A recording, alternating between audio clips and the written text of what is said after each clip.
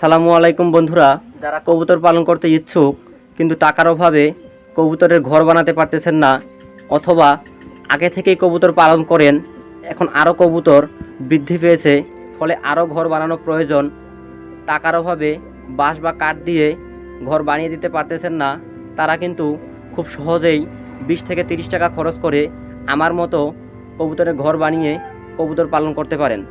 তো আমি কিন্তু ঝুরি পদ্ধতিতে কবুতর পালন করি। আমারও একই অবস্থা ছিল, টাকার অভাবে কাঠ এবং বাঁশ দিয়ে ঘর বানাতে পারতেছিলাম না, তখন ঝুরি দিয়েই কবুতর পালন করা শুরু করি। তো বন্ধুরা, আমি কিন্তু প্রায় 4 বছর ধরেই এভাবেই ঝুরি বেঁধে বেঁধে কবুতর পালন করতেছি। তো বন্ধুরা, আমি ঝুরিগুলো কিভাবে বেঁধেছি এবং একজোড়া কবুতরকে কয়টা ঝুরি দিয়েছি সেই বিষয়টা এখন আপনাদেরকে বলবো। তো প্রথমে এইখানে দেখুন, 2টা ঝুরি একই সঙ্গে বাঁধা হয়েছে। এইখানে একজোড়া কবুতর থাকবে 2টা ঝুরিতে। এর কারণ হচ্ছে, এই যে দেখুন, এখানে একজোড়া বাচ্চা আছে। বাচ্চা যখন বড় হয়ে যায়, অনেক সময় কবুতর ডিম দেওয়ার জন্য আবার প্রস্তুতি নেয়, তখন তারা পাশের ঝুরিতে গিয়ে ডিম দেওয়ার প্রস্তুতি নিতে পারবে। সেই জন্যই সব জায়গায় দেখুন 2টা করে ঝুরি দেওয়া হয়েছে। আর ঝুরি বাঁধার নিয়মটা হচ্ছে, এই যে উপরে দেখুন একটা বাঁশের মধ্যে রশি বাঁধা হয়েছে এবং সেই রশি দিয়েই সবগুলো ঝুরি আটকানো হয়েছে।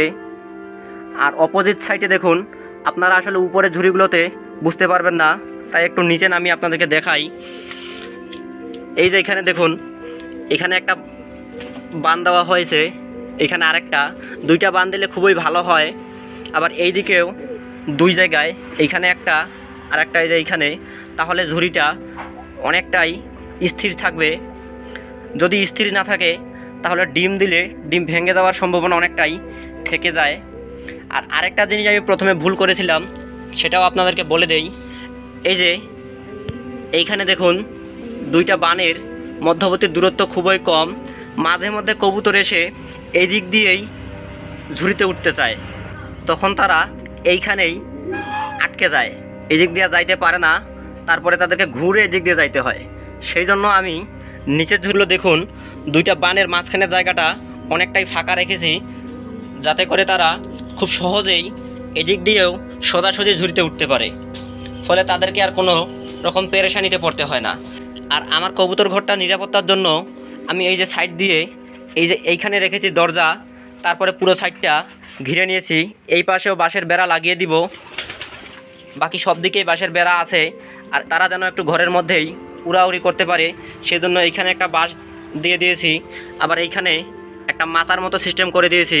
তারা এগুলোতে সবসময়, এই যে দেখুন, সবসময় হাঁটাচলা করে, ডাকাডাকি করে। আর সব দিকেই ঘেরা দেওয়ার উদ্দেশ্য হচ্ছে, মুরগি আর বেড়াল যেন তাদেরকে আক্রমণ করতে না পারে। মাঝে মধ্যে আমি কবুতরগুলোকে ঘরের মধ্যেই আটকিয়ে রাখতেও পারি। এই যে এইখানেই খাবার দিয়ে দেই এবং পানির পাত্রও আছে। তো যাই হোক, আমার কবুতরের লফটের বর্তমান সিস্টেম অনুযায়ী এখানে আবদ্ধ পদ্ধতিতেও কবুতর পালন করা যাবে, কিন্তু আমি প্রতিদিনই তাদেরকে মুক্ত করে দেই, কারণ তারা মুক্ত থাকতেই অনেক বেশি ভালোবাসে। তো যাই হোক বন্ধুরা, ভিডিওটা যদি ভালো লেগে থাকে, লাইক, শেয়ার ও সাবস্ক্রাইব করে পাশেই থাকবেন। খোদা হাফেজ।